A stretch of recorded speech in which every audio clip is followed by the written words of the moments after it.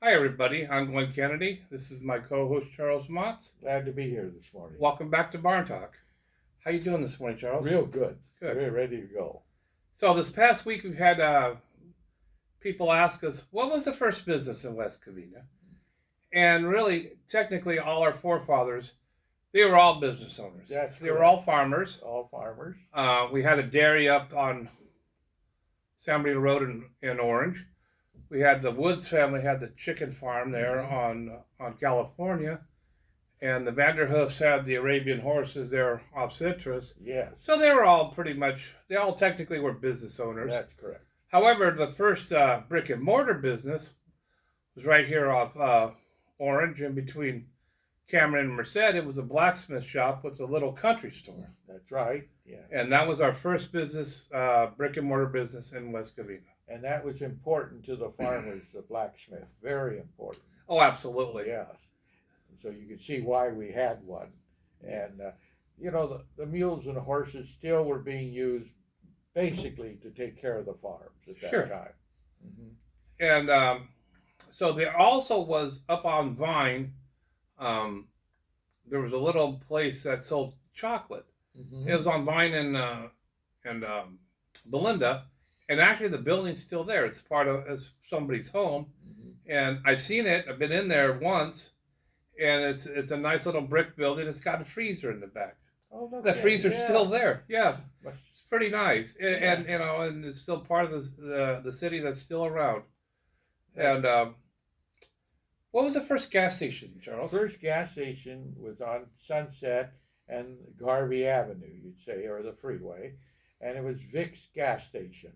And Vic had a Richfield station there, and Vic was known, very popular, for changing your oil quickly.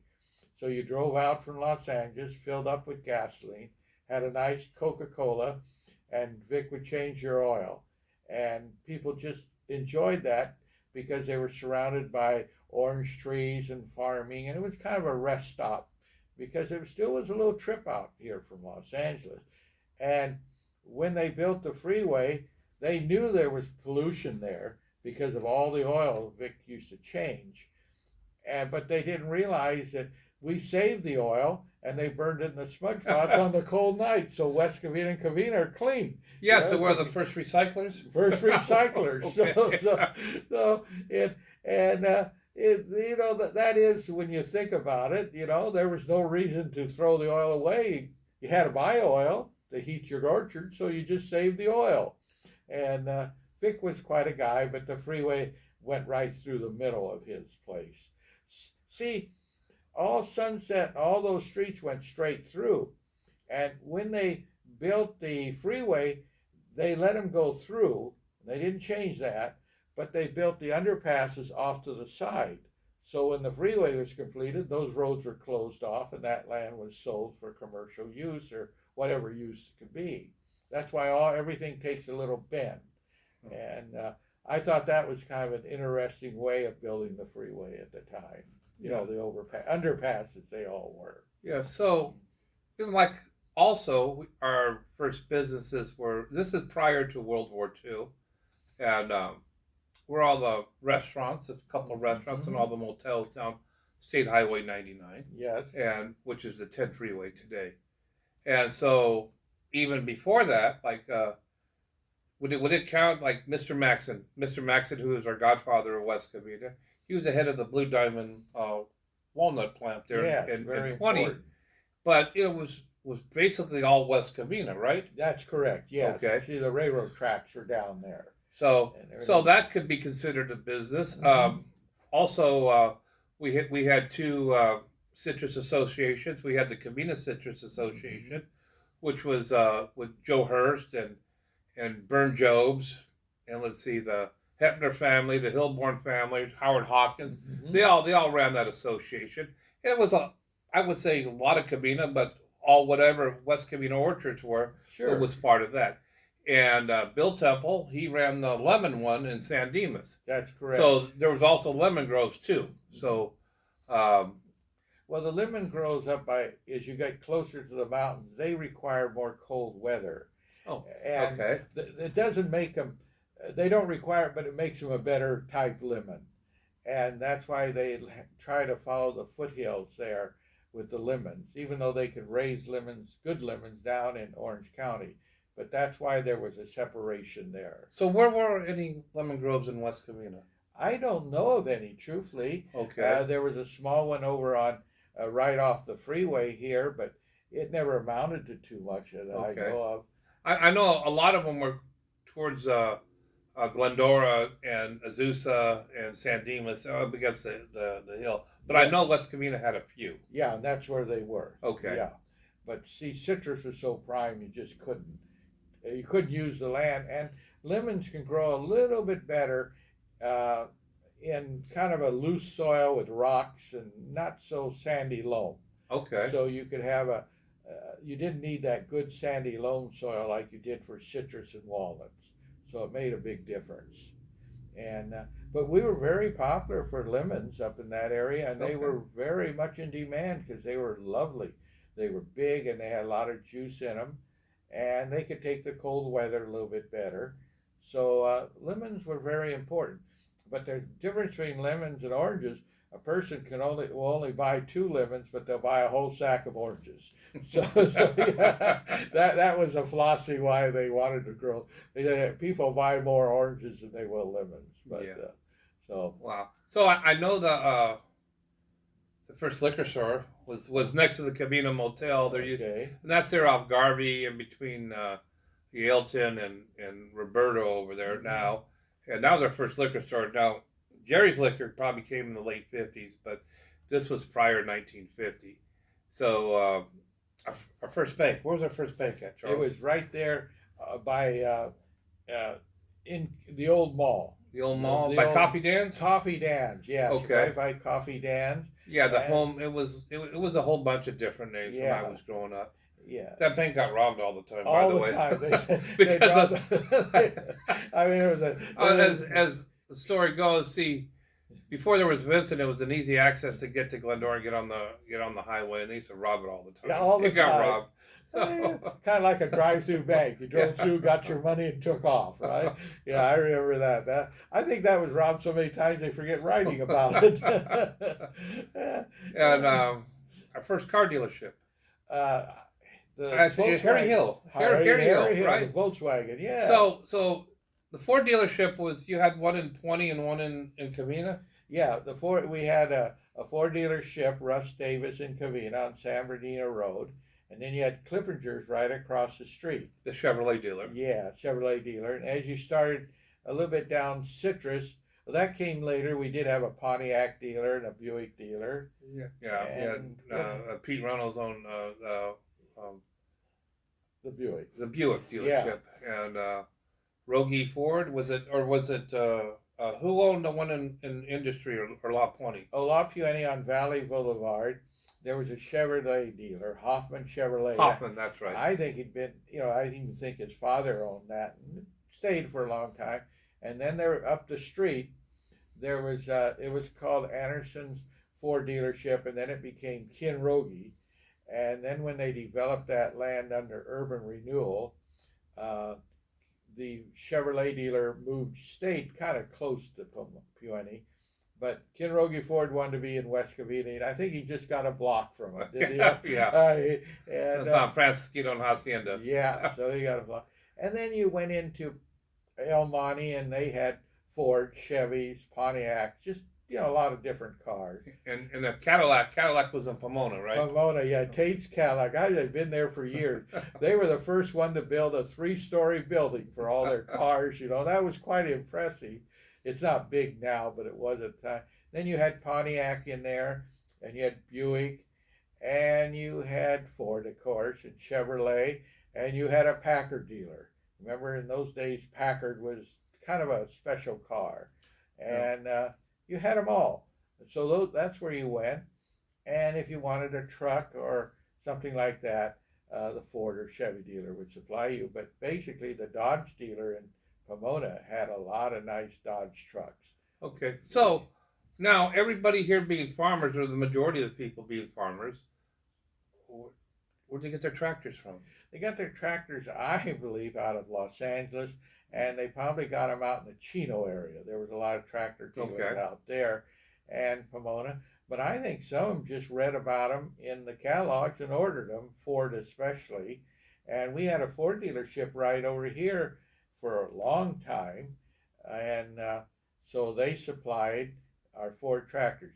For our type farming in here outside of the Caterpillar, Ford came up with an ingenious Fortune tractor after the war, and it was ingenious for growing vegetable crops. And even today, a lot of the farms follow Ford's invention. So he actually came up with a tractor for our farmers as good as he did for the people who wanted to buy a Model A or Model T or Ford.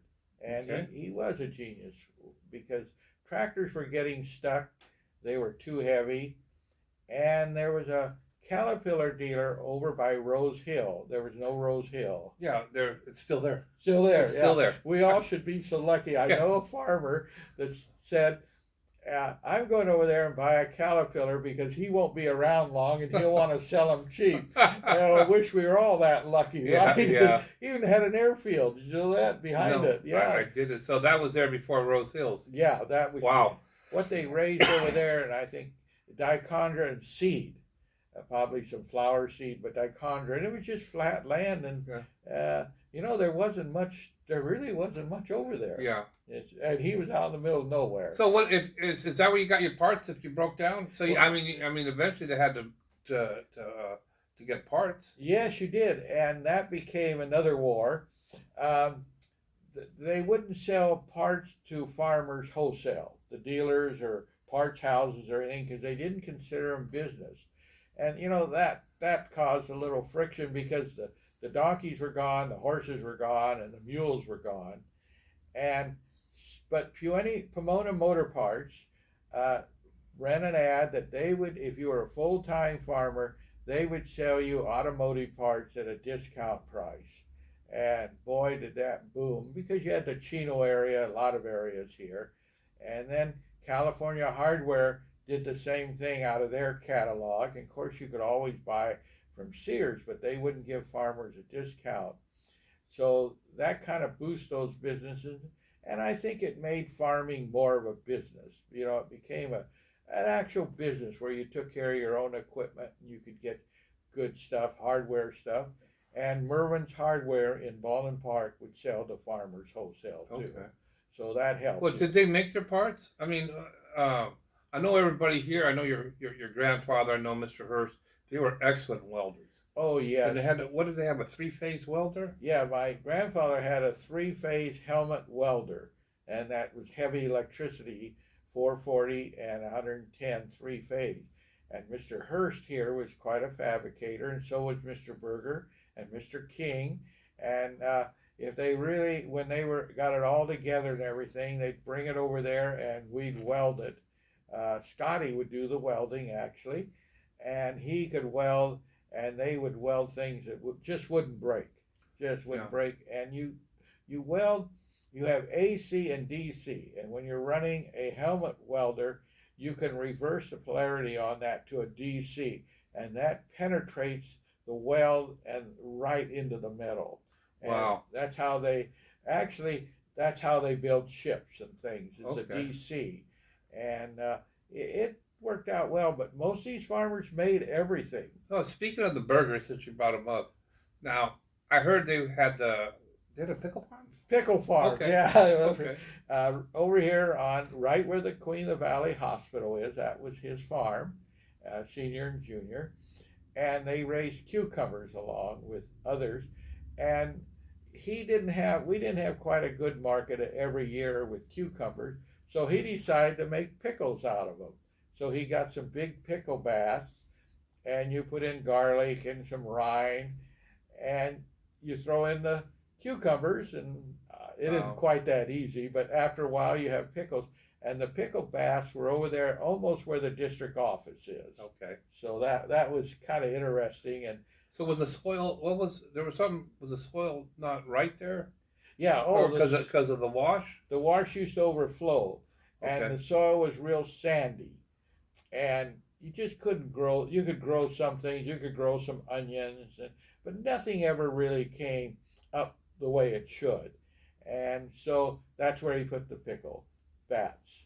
And Okay. it was because of the wash used to overflow there for hundreds of years. Actually, I imagine it was part of the wash at one time, don't you? Yes, Circled yes, it around. was. Yes, it was. And it was kind of a strange area, but they made good use of it. Now it's the school's main office, so I guess Yeah. everything came out okay.